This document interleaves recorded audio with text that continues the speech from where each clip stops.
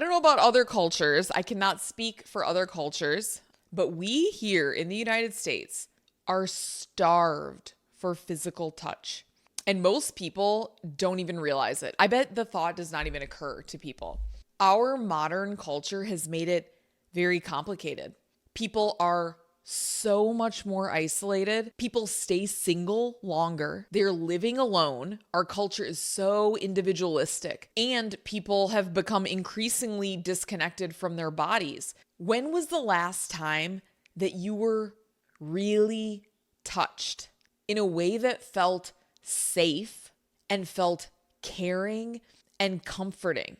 If you don't already know, I'm a massage therapist. This is something I'm very passionate about, and it is the main reason that I got into massage therapy, because of the myriad benefits that I received from experiencing all different types of body work in different cultures when I spent a lot of time traveling in my 20s, and I would always get body work done in the places that I visited. And it was always in developing countries. It was often part of the culture to receive bodywork, especially in Southeast Asia, but honestly also in Central America. I received a massage and energetic bodywork treatment from this Mayan woman who incorporated numerology into her bodywork. She was incredible. I've worked with so many different practitioners. It's always been something I've been interested in. And once I started actually practicing massage as a career, I realized how much we are lacking this in our society and how underappreciated it is, like under prioritized. It's kind of a luxury in our culture. It's not a luxury in other cultures.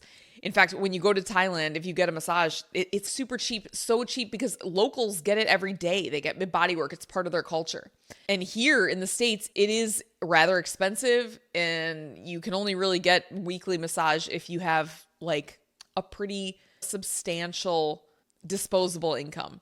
But it is such a gift. So let's get into it. We evolved to be touched. Humans are biologically wired for physical closeness.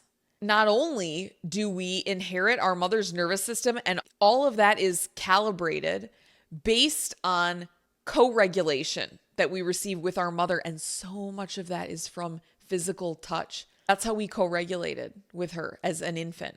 Not only that, we evolved in tribes where touch was constant and it was communal. Like when we were evolving in tribes, a child, you would breastfeed with multiple women. Multiple mothers who were producing milk would nurse several children. We had physical touch with so many different people, and it was safe. I cannot emphasize enough the word safe. That's going to come up a lot in this video. So not only that, in tribal societies, children slept close to their elders. And I know there are people who practice co-sleeping with their kids now, and that's a very controversial thing. But in general, as a culture, we're very much motivated by the idea of individuating as soon as possible in every aspect of our lives. It's like becoming independent and separate from. Whereas in our evolutionary past, people relied on physical proximity for survival and connection. Now, we don't necessarily need it for survival, and apparently we don't need it for connection either because people think they're connecting online. That's a whole other story. But this is the point that I'm making, is that we have convinced ourselves that we don't require this very, very essential human need. Another side note, people talk about the 5 love languages and like, my love language is physical touch, blah, blah, blah.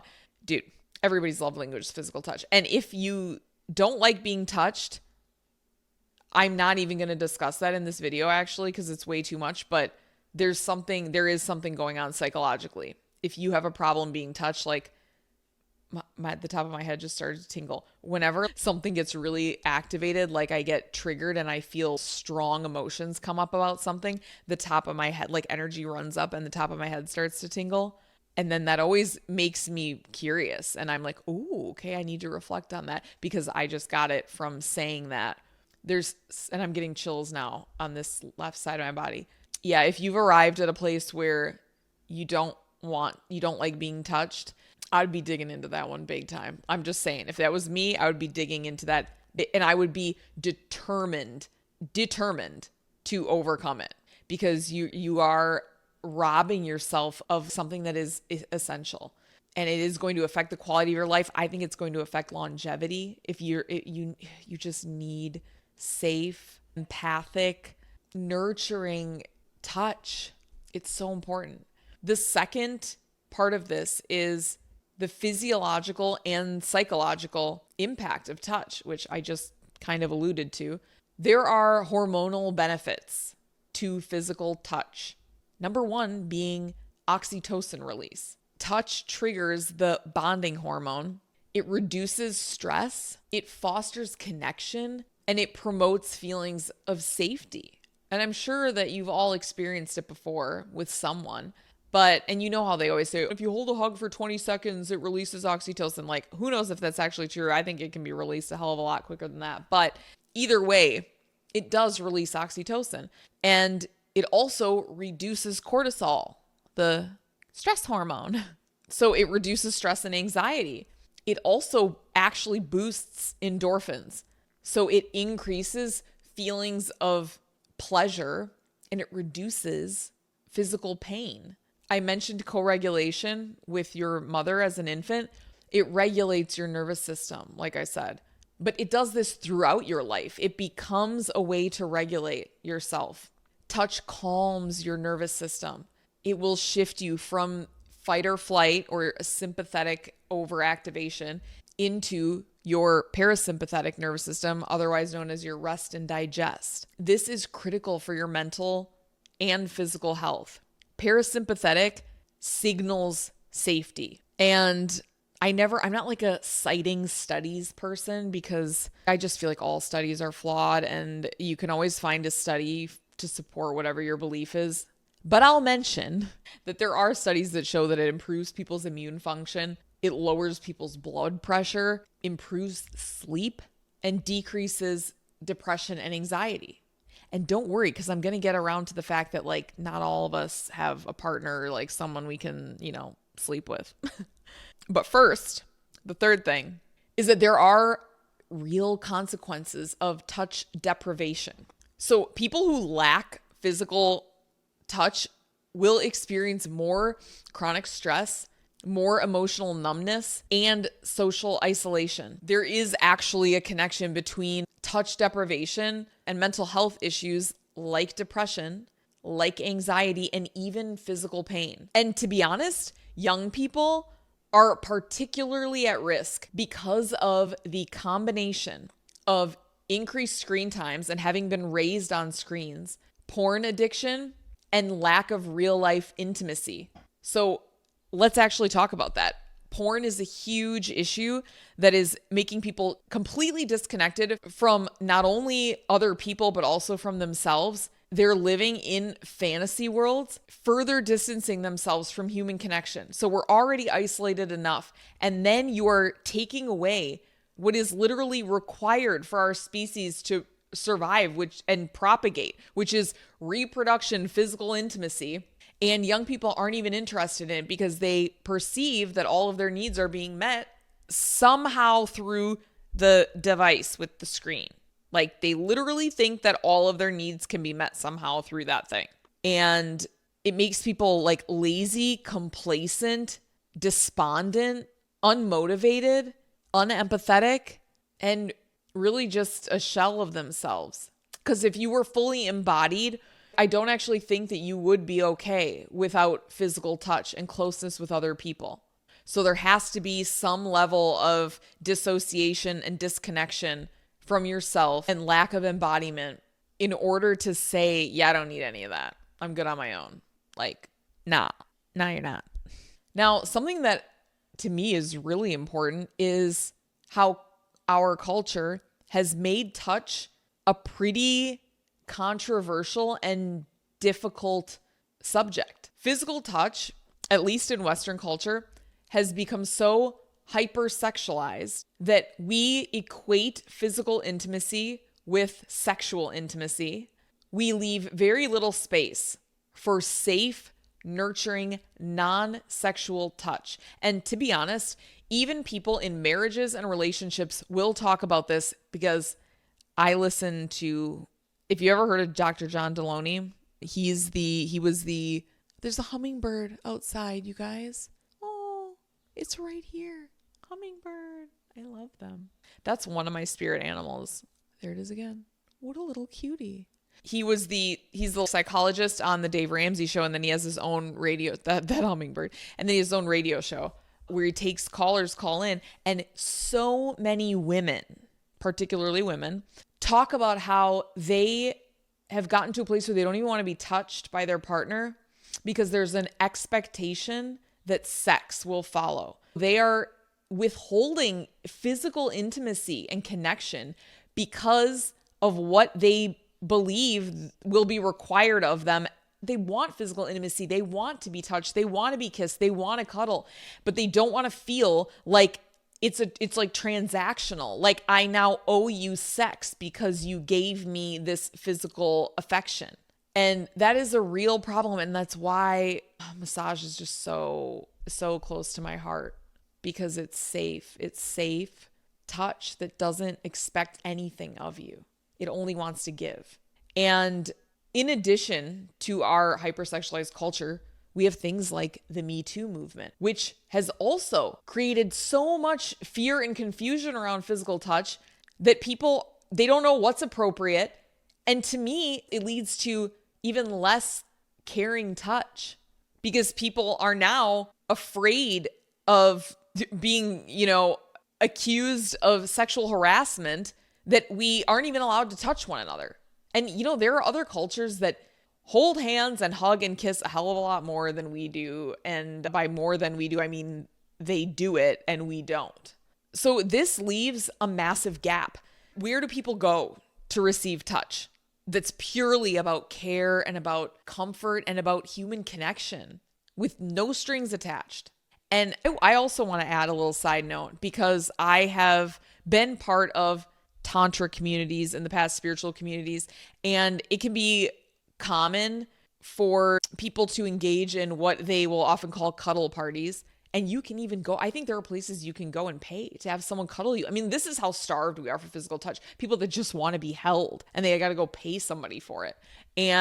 But the thing that I want to say is that a lot of times in these spiritual communities that are doing this, it's all meant to be very no expectations and safe. But I will say that I think oftentimes predatory people do find their ways into these environments, and there are expectations. And then women with really low self-esteem find their way into these environments, and they end up being manipulated, and it does turn into something where then something is expected, even if it's unconsciously expected. People will go into it with this unconscious expectation that, oh, maybe they'll cuddle with someone and then something will spark and it'll become whatever. And eventually it just becomes a physical connection and a sexual connection. And yeah, I have a real problem with that, because the word safe, nourishing touch is life-changing. And in our modern culture, massage therapy, it's one of the last remaining spaces where people can experience safe, healing touch. It can evoke profound emotional releases for people, because people are finally being held in a way that they didn't even know that they needed. I have had people cry on the table so many times, and I've cried, because a lot of what happens too when you're working on people is you start to feel, it's like an energy emotional transfer, and you start to feel what they're feeling. And sometimes just with my eyes closed, without saying anything, and I'm massaging someone, I'm communicating to them, like, there's so much intention behind the touch and wanting it to nourish them and to make them feel supported and connected and cared for. Massage, unfortunately, is rather expensive. It's treated as a luxury, but it's not a luxury. It is a biological necessity for emotional regulation and your overall well-being. And I truly believe that it contributes to longevity. The other awesome thing about massage therapy, by the way, if you're looking For an AI-proof career, human touch cannot be replaced. No matter how advanced AI gets, no matter what these robots are like, it will never replace the energetic exchange and the emotional resonance of one human being touching another. Because no matter how advanced the AI robots are, like, they don't have souls. And that is so much of what is transmitted when we touch one another. Like, it's spiritual. It carries this unspoken transmission of care and presence and empathy. And that is something that only another living, breathing soul can offer. If you are struggling with stress and anxiety, or you're feeling disconnected from your life, you probably need to be touched more. I encourage you, you don't have to get a massage every week. Try getting one once a month. You can afford it. Seek out safe, nurturing touch in whatever way you can, whether it is through massage therapy, physical affection with loved ones. Maybe you have access to that, but we were not meant to go through our lives untouched, isolated from one another. So many of the addictions that we have stem from this thing that we're missing: touch, connection. And actually, don't people say, I mean, this is what I think, I don't know if it's Gabor Mate who says it, but the antidote for addiction is not abstinence. The antidote for addiction is connection. And I do believe that so many of the weird neuroses and addictions that we have and these weird coping mechanisms are because we're disconnected. We're not connected to other people or ourselves. And a lot of that is like, we're not connected to other people physically. And so we reach out for other things. We reach for weed. We reach for porn. We reach for food. We reach for alcohol.